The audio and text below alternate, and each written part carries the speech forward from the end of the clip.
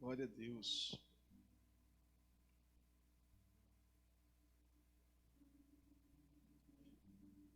João, capítulo 11. Nós vamos ler alguns versos desse texto. Vamos ler apenas os primeiros versos, que a gente vai conversar sobre alguns blocos que a gente tem dentro do capítulo 11 de João. Nós vamos conversar sobre pelo menos 3 lições preciosas no contexto do sofrimento. E são lições que a gente observa na experiência entre Jesus, Marta e Maria. E são lições que, se aprendidas e aplicadas, nos ajudam muito a lidar com o sofrimento de qualquer forma, especialmente no sofrimento como nós temos experimentado enquanto sociedade, né? Então, João, capítulo 11, a partir do primeiro verso, diz que estava enfermo Lázaro de Betânia, da aldeia de Maria e de sua irmã Marta. Esta Maria, cujo irmão Lázaro estava enfermo, era a mesma que ungiu com bálsamo o Senhor e lhe enxugou os pés com seus cabelos. Mandaram, pois, as irmãs de Lázaro dizer a Jesus: Senhor, está enfermo aquele a quem amas. Ao receber a notícia, disse Jesus: esta enfermidade não é para a morte, e sim para a glória de Deus, a fim de que o Filho de Deus seja por ela glorificado.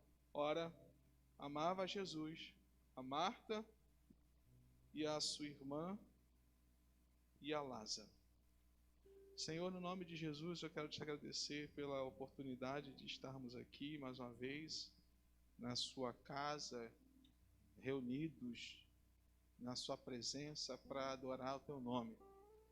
Queremos pedir graça para falar da tua palavra, que ela venha de encontro às nossas necessidades. Enquanto eu falo, que o teu Espírito Santo possa mover no meu coração e no coração da sua igreja, em nome de Jesus. Amém? Bom, irmãos, esses dias têm sido dias difíceis, não é verdade? As pessoas têm chamado os pastores para orar, mas têm chamado também para fazer ofícios fúnebres. Por esse tempo, eu tive de fazer alguns. E a gente não faz selfie no ofício fúnebre e nem diz hashtag partiu ofício fúnebre, né? Nós vamos lá, fazemos aquilo que o Senhor nos orienta. E um dos textos que o Senhor tem colocado no meu coração para compartilhar nesses momentos é justamente o texto de João, capítulo 11. A gente sabe que também é um dos textos mais lidos quando a gente faz essa, eu entendo ser a pior das liturgias que um pastor tem de ministrar. Ontem, pela manhã, fazendo o ofício fúnebre do irmão Gilberto, alguém que abençoou muito a nossa congregação enquanto estrutura, foi um instrumento de Deus para ajudar a gente na edificação de uma parte considerável dessa edificação. Faleceu em São Paulo, o corpo veio, a família reuniu e eu fui convidado para dar uma palavra lá. E nós usamos esse texto para falar ao coração daqueles irmãos. E depois que eu saí de lá, refletindo o contexto, né, observando os lamentos, os choros, a tristeza daqueles que amavam o Gilberto, parentes e amigos dele, eu fiquei pensando bastante, né, não só no texto que a gente leu, mas no bloco, nas experiências, e eu percebi como é rico, né, todo esse capítulo 11 de Mateus, de João. Dizer para você só que Lázaro era amigo de Jesus, morreu, Jesus ressuscitou ele, é até uma covardia, né, diante de tantos ensinos e lições que o texto traz para nós. E eu queria compartilhar destas lições que de ontem para hoje eu estava observando, pelo menos 3, que são aplicadas nesse contexto de sofrimento, né? Porque o texto fala de um contexto de sofrimento. Porque alguém que no início, como lemos, está morto, está doente, na verdade, mas depois vai morrer. Um texto de fala de pessoas que Jesus amava e que agora estão sofrendo. Então é um texto de choro. Nós encontramos no texto a palavra choro, lamento, né, tristeza, enfim. Então nós podemos pensar nesse texto para o nosso contexto. E a primeira lição que eu acredito que o texto traz para nós e que nós precisamos aprender para termos força para continuarmos a vida apesar das perdas, ou para termos forças para vivermos, é justamente sobre a ressurreição, que é uma convicção que todo crente deve ter. Eu não vou falar que deveria, mas deve ter. Alguém disse uma vez que para ser cristão nós temos que acreditar em pelo menos 2 milagres. Primeiro, do nascimento virginal de Jesus, da encarnação. E o segundo, da ressurreição. Porque se não acreditarmos no milagre da ressurreição, a nossa fé é vã, né? Os soldados romanos receberam a ordem de divulgarem que o corpo havia sido roubado e de que não havia acontecido a ressurreição, porque eles sabiam que o que confirmava tudo aquilo que Jesus pregou e ensinou era justamente a ressurreição. Então, ser cristão sem acreditar na ressurreição, ser cristão sem refletir a ressurreição, ser cristão sem ter isso em mente ou no coração o tempo todo, é ser meramente um religioso. Primeira lição no texto é sobre a ressurreição, né? A ressurreição deve ser uma convicção de todo crente. Isso porque quando Jesus recebe a notícia da morte de Lázaro e demora, parece que de propósito, ou não sabemos, mas ele demora, e quando ele chega, Lázaro já está morto. E ele vai ter primeiro um encontro com Marta. Primeiro encontro é com Marta. Do verso 23 ao verso 27, passe o olho aí na sua Bíblia, você vai ver essa experiência. Depois da notícia da morte dele, no verso 23, Jesus, percebendo a tristeza no coração de Marta, ele declara para ela: teu irmão há de ressurgir. Então, da boca do próprio Jesus, nós temos aqui o argumento da ressurreição. E é uma palavra que certamente conforta quem perde um querido. É o próprio Mestre declarando para quem já perdeu: teu irmão há de ressurgir.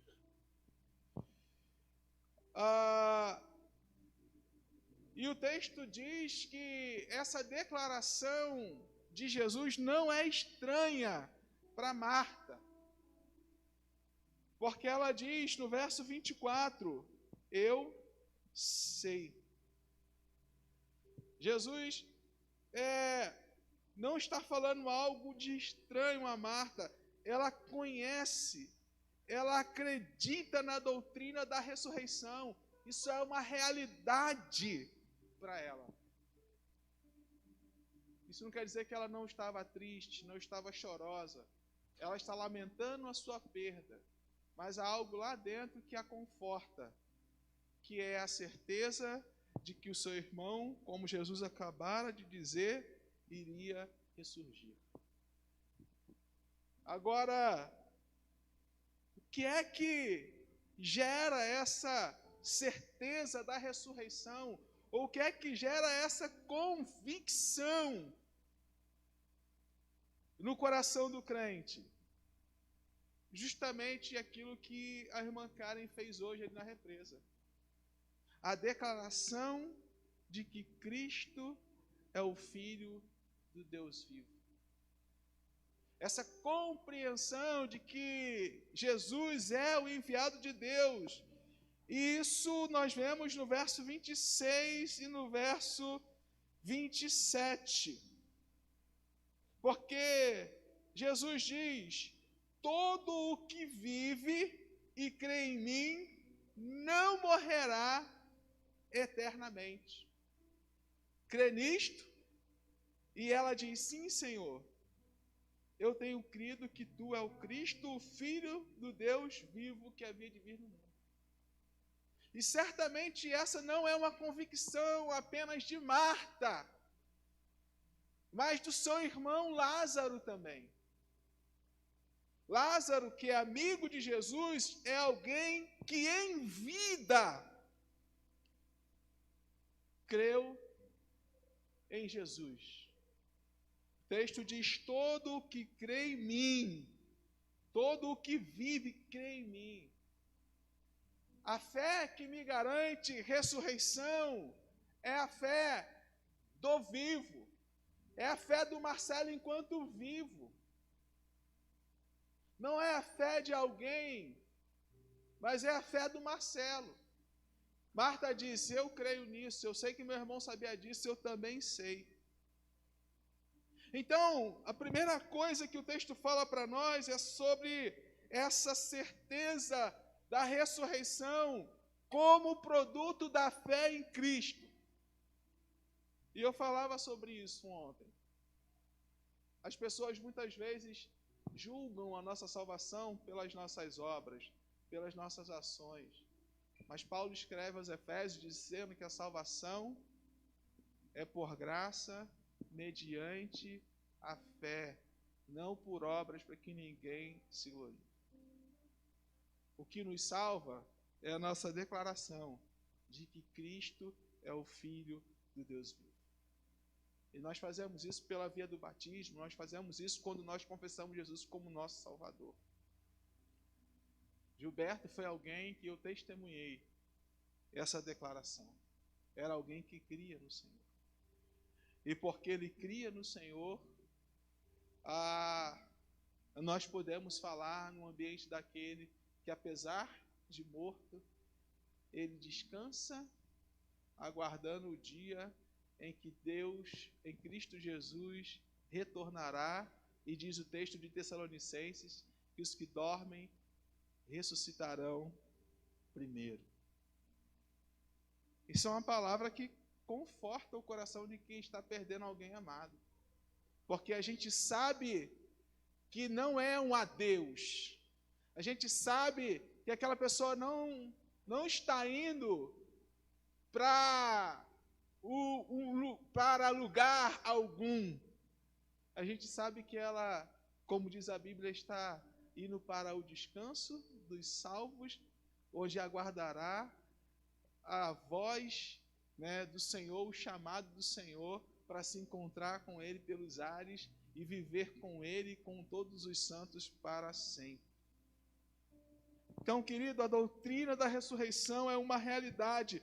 Todos os que morrem em Cristo vão para o descanso, aguardando o dia em que ressurgirão para a eternidade. Marta tinha convicção disso quando ela diz: eu sei que o meu irmão irá ressurgir. Então essa certeza nos ajuda a lidar com as perdas. Ela não retira o sofrimento total, mas nos dá força, não apenas para vivermos com a ausência de quem partiu, mas para estarmos também nos preparando para quando o Senhor nos chamar. Porque a certeza da ressurreição do outro deve me mover, porque eu quero ir para o mesmo lugar que ele foi, especialmente se ele é alguém que testemunhava a fé no Cristo.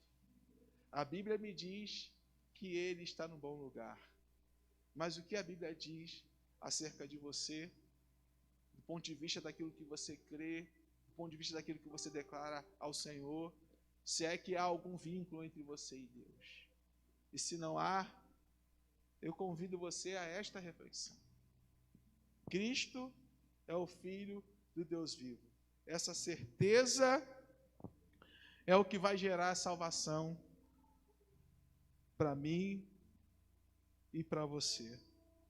Todo o que vive e crê em mim não morrerá eternamente. Verso 26. Verso 27, Marta diz: isso é verdade. A gente está pensando em relação Marta e Jesus. Mas e você, querido? Crê tu nisto também? Essas são as palavras de Jesus. A ressurreição é uma realidade. Como pastor que te ama, eu lhe digo, não fique fora disso. Amém? Não fique fora disso. Não perca isso de vista. Jesus cura, Jesus liberta, Jesus restaura famílias, Jesus faz um monte de coisa. Ele faz tudo isso. Mas o que nos salva é a certeza de que Ele é o Cristo, o Filho do Deus vivo. Amém? A outra lição no texto que nós podemos aplicar no contexto do sofrimento, ou que nos ajuda e que quebra também alguns conceitos errados de como Jesus lida com a gente enquanto sofremos, é justamente sobre como Jesus reage diante do nosso sofrimento. Porque o texto diz que agora na relação Jesus e Maria, parece que Jesus e Maria têm um negócio mais próximo, né? Um negócio de intimidade, de devoção. Maria é a que ungiu os pés de Jesus e enxugou com o cabelo. Maria é aquela que parou toda a tarefa de casa e sentou para aprender de Jesus enquanto Marta trabalhava.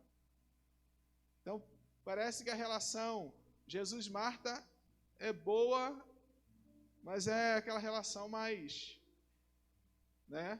Agora, Marta é essa relação mais assim, e Maria parece que é uma relação de mais devoção, de mais sensibilidade. Porque depois de conversar com Marta, Jesus vai para onde Lázaro está enterrado, e no caminho ele encontra com Maria. Maria não está sozinha. Tem alguns judeus que amavam Marta, Maria e Lázaro. E estão sofrendo, estão chorando também. E Jesus percebe, não do ponto de vista apenas de ver, mas ele sente o sofrimento daquela multidão e de Maria. Versículo 33 mostra para a gente que ele percebe o choro de Maria e dos judeus que a acompanhavam. Dá uma olhada aí no versículo 33. Jesus viu, Jesus vendo-a chorar, e não só ela, mas também os judeus que a acompanhavam, agitou-se no espírito e ficou extremamente comovido. Jesus não tinha visto Lázaro ainda, Jesus está vendo gente chorando, gente sofrendo. E Jesus ficou extremamente comovido. Essa é a reação dele diante do sofrimento daqueles que perdem alguém que ama. Essa é a reação de Jesus diante do sofrimento daqueles que estão sofrendo, processando um luto, uma comoção profunda. Verso 33 diz que ele agitou-se no espírito. Ele ficou perturbado com aquilo. E querido, quando a Bíblia diz que Jesus não mudou, o texto não está falando apenas que ele continua tendo poder para fazer qualquer coisa. O texto está falando que ele não mudou em essência. Eu acredito, irmãos, que Jesus continua extremamente comovido com o sofrimento da humanidade. Eu acredito que Jesus está sofrendo muito por esses dias. Pastor, que heresia é essa? Para mim, Jesus não mudou, irmãos. Jesus continua sentindo as nossas dores. Jesus continua sofrendo o nosso sofrimento. Ele permite muitas coisas, mas isso não é a vontade dele. O pecado da humanidade gera consequências tremendas. E na sua soberania, Deus respeita isso. Mas quando ele vê o sofrimento, especialmente de quem ele ama, ele sofre. A história da estrelinha lá no céu é uma palavra para a gente usar, para confortar, mas isso não é uma realidade, né? Isso não é uma realidade. Jesus quis levar para lá. Não, irmãos. Chegou o tempo. O fato é que isso é mistério. Mas a verdade é que Jesus chora também, sofre também. O texto diz que Jesus viu Maria, viu a multidão, viu aquela procissão e se comoveu. A palavra comover aqui tem a ver também com compaixão, com empatia. Ele sentiu a dor daquelas pessoas. É assim que Jesus reage, irmãos, ainda. Ou você acha que Jesus é durão, não tem sentimento? E tem mais. Jesus chora pela morte de quem ele ama. Porque o texto diz, no versículo 34, que ele continuou a caminhada e viu Lázaro no sepulcro. E o versículo 35 diz apenas que ele chorou. E Jesus não está chorando de alegria, irmãos. Jesus não está falando, Lázaro está morto, está aí, ó. Não, irmãos. Jesus sentiu. Jesus sentiu. E sentiu muito. Nós sabemos que o propósito eterno é maior. Nós sabemos que haverá um gozo tremendo na eternidade. Mas Jesus chora também, irmãos. Quando da morte daquele que ele ama. Jesus não é indiferente. Jesus não é insensível. Ele não está olhando tudo isso e falando assim, eu estou no controle de tudo. Ele está no controle, ele é soberano, mas isso não o impede de sentir. Alguém vai dizer de Cristo, especialmente no contexto de dor. Onde está Jesus? Cadê o Senhor? Será que Ele não me vê? Será que não está vendo o meu sofrimento? E eu afirmo com base nesse texto, Ele está te vendo. Ele está vendo tudo. Irmãos, a sua situação mexe com Jesus, sim. E eu ouso dizer, você não chora sozinho quando você perde alguém que você ama. O Senhor chora junto com você também. Jesus chora a morte de muitos amigos ainda hoje. Ele não mudou. Não é porque ele é rei que não se sensibiliza com a partida dos seus servos, dos seus amigos.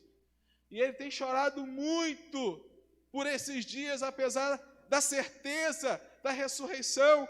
Ver o sofrimento do outro é algo que mexe extremamente com Jesus. Então, querido, você que está sofrendo porque perdeu alguém, ou você que está sofrendo por qualquer outra situação, saiba que Jesus está vendo isso, mexe com ele também. Ele está com você, ele está contigo nesse negócio. Ao invés de questões, ao invés de questionamentos, fala: Senhor, me ajude. Eu sei que o Senhor me entende. Eu sei que o Senhor sabe como isso está doendo. Então, me ajude a lidar com esse momento. Está sendo difícil. Eu sei da ressurreição. Eu creio nisso. Mas mesmo assim está doendo. Me ajude. Ora, querido, quando no Sermão da Montanha Jesus diz: chorem com os que chorem, ele estava falando de algo que ele mesmo faz muito bem. Ele não está falando de algo que ele não sabe, não. Ele está falando de algo que tem a ver com a essência dele. Esse texto me ensina sobre como Jesus reage diante do sofrimento da humanidade.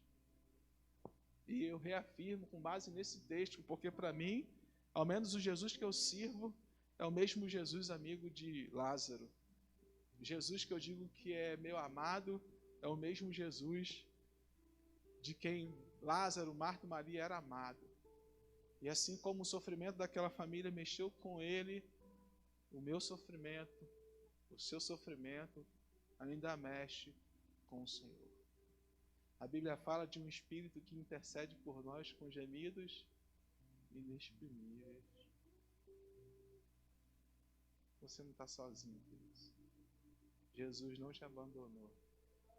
Jesus sabe como está doendo. Amém? Ele está do seu lado, segurando na sua mão. E assim ele vai ficar até o dia em que todas as coisas serão restauradas.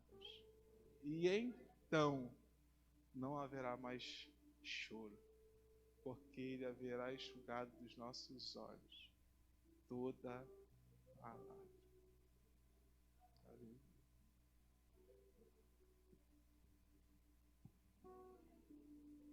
O Espírito está falando no seu coração.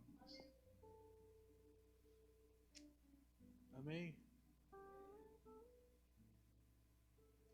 Mas tem uma outra lição aqui ainda. Nós não podemos botar Jesus numa caixinha e dizer que ele tem uma forma de trabalhar e a forma é assim, assim, assim. Ele é surpreendente. Não quer dizer que todos os mortos serão ressuscitados, mas ele faz levantar da sepultura quem ele quiser. A outra lição desse texto é sobre um Deus que pode todas as coisas. E por isso que mesmo quando os médicos dizem não tem jeito, nós continuamos orando e orando com muita fé de que Jesus pode mudar a situação. Porque o texto diz que, por algum motivo, Jesus resolveu fazer algo que nunca havia feito. Ele, percebendo a intensidade do sofrimento do coração de Maria, no versículo 40, depois da declaração dela, no versículo 39, Jesus vê o sofrimento da Maria, do povo, vê Lázaro e fala: não dou conta disso aqui não. Tira a pedra. E a Maria fala: olha, Jesus, eu creio aí que o meu irmão vai ressurgir. Está doendo, mas está bom, ele vai ressurgir. Jesus fala: tira a pedra. E aí a Marta vem e fala: olha, Senhor, já está cheirando mal, já tem 4 dias, tá bom, vai ressurgir, tá bom. Jesus fala: se você crer, você verá a glória de Deus. E a glória de Deus é justamente essa manifestação daquilo que extrapola o que é ordinário, o que é comum, o que é normal. É aquilo que nós chamamos de extraordinário ou de milagre.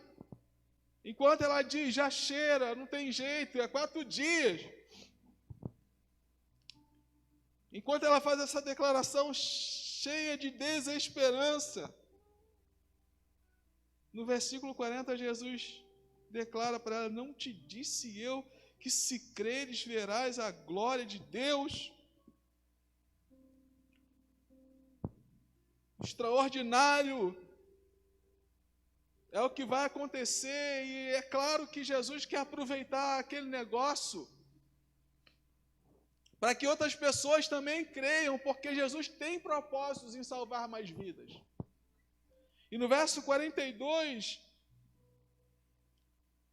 Jesus diz que teve um momento com Deus e fez aquele tipo de declaração por causa da multidão que estava presente, para que aquela multidão também cresce que ele era um enviado do Senhor. Lembra que a ressurreição está vinculada ao crer que ele é o enviado de Deus? Mas mesmo na multidão dos que choravam com Maria por Lázaro, haviam muitos que não criam. E Jesus, movido pela situação, e olhando um grupo de gente que não tinha aquela convicção de que ele era o enviado de Deus, resolveu fazer algo totalmente atípico. A primeira coisa que ele faz é falar com o morto. Lázaro, versículo 44, né? Versículo 43. Lázaro, Lázaro! O texto diz que ele clamou em alta voz: vem para fora. Então ele fala com aquele que está morto. Isso é muito forte, irmãos, né? Que loucura! Por isso que Paulo diz que para os que perecem é loucura, mas para os que creem é o poder de Deus. Vem para fora. E o texto diz que aquele que estava morto já há 4 dias, já estava envolvido de panos, como era costume, né? O texto diz que aquele homem saiu, o que estivera morto. Versículo 44. E o que estivera morto, saiu aquele que estava morto, tendo mãos ligadas com ataduras, rosto envolto num lenço. Então lhes ordenou Jesus: desatai-o e deixai-o ir. E o versículo 45 fala, né, em sequência de tantas pessoas que viram e que creram no Senhor por causa daquilo. Então nós sabemos até aqui que os que morrem ressurgirão. Sabemos também que o Senhor reage com empatia e compaixão diante do sofrimento do homem, da mulher. Mas aqui nós vemos que, por vezes, Jesus arrebenta com aquilo que é ordinário, ou de ordem natural, e faz coisas extraordinárias. Eu repito, nós chamamos isso de milagres. E é isso que a gente vê no final desse texto. Ele confronta uma declaração lógica, já tem já cheira mal, já está com cheiro ruim. Ele fala ao morto, ele faz tudo aquilo que não era comum. E no fim, nós vemos aquele homem com vida novamente. Eu creio nisso. Eu creio em milagres. Eu creio num Deus que pode todas as coisas.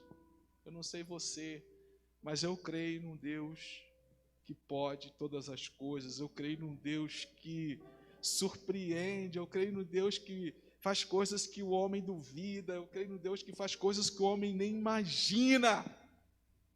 Eu creio no Deus que glorifica o teu nome e através dessas coisas extraordinárias. Mas e você?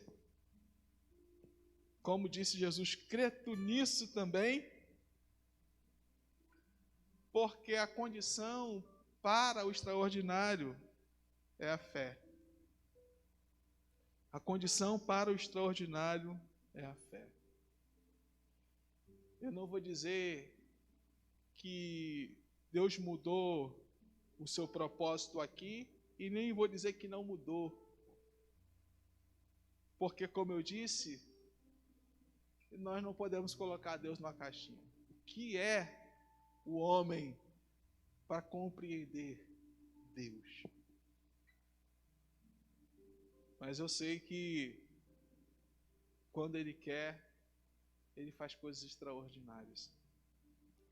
Isso não quer dizer que Deus não foi efetivo na sua vida quando você perdeu alguém. Não.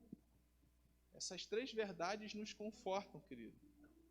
A primeira verdade é de que se você perdeu alguém, como eu conversava com a moça hoje aqui pela manhã, sofrendo muito por causa disso, essa pessoa vai ressurgir. Essa pessoa vai ressurgir. Vai ressurgir. Isso é confortante. A segunda coisa é que Deus não te abandonou. Ele está contigo. E eu vou te falar, você só está de pé por causa disso, querido. Se o Senhor não estivesse do seu lado, eu vi muita gente falando, acabou, pastor. Era a minha vida, já era. Não vou dar mais conta. E você está aí, firme e forte. Sabe por quê?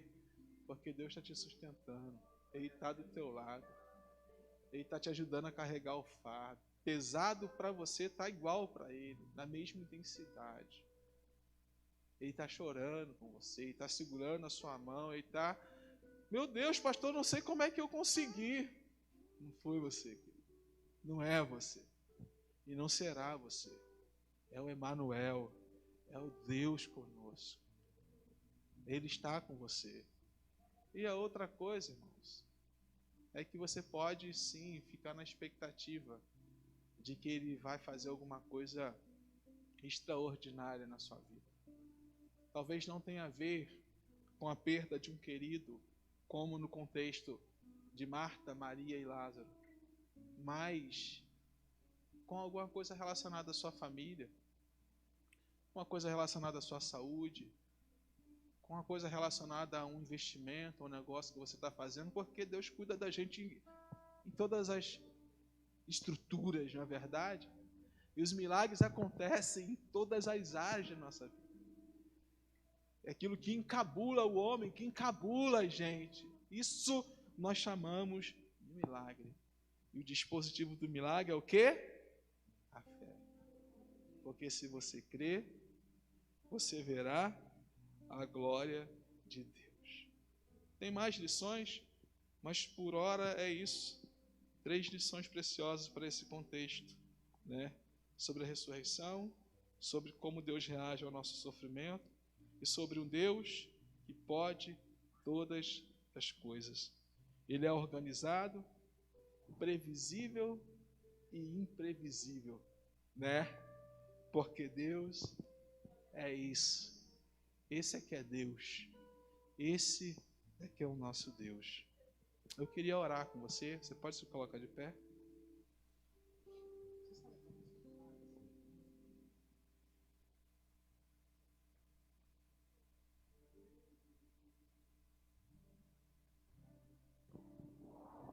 Deixa eu cantar uma canção com você. Feche os seus olhos.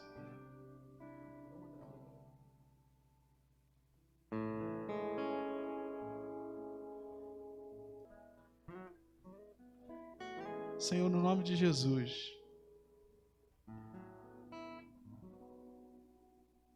em nome de Jesus, minha oração é para que o Teu Espírito Santo possa aplicar melhor essa palavra, Deus, nos nossos corações. Eu sei que enquanto a Sua palavra é lida, enquanto ela é exposta, o Senhor vai falando em contextos específicos. Então, que essa palavra possa fortalecer teu filho, tua filha.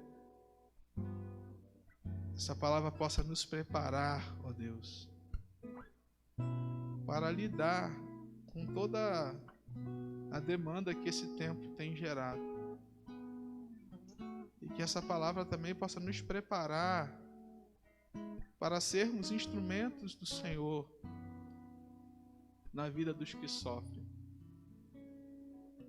Que a certeza de que Tu é o Cristo, o Filho do Deus vivo, seja uma realidade sobre todas as pessoas que estão aqui, que estão acompanhando essa transmissão também, Pai.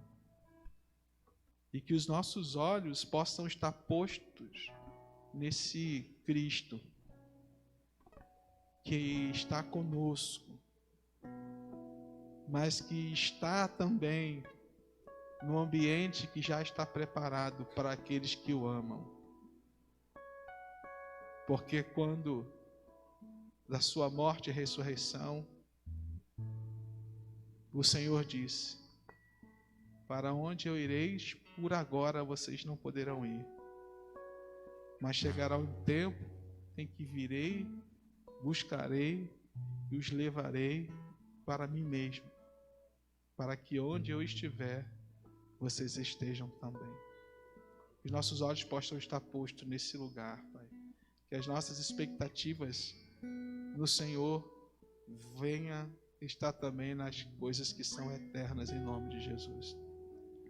Nós vamos comer agora do pão, beber do suco. Nós vamos participar da ceia. E com muita expectativa do dia em que comeremos e beberemos o vinho novo no reino do Pai, como o Senhor declarou na sua palavra. Ser conosco também nesse momento, em nome de Jesus. Amém?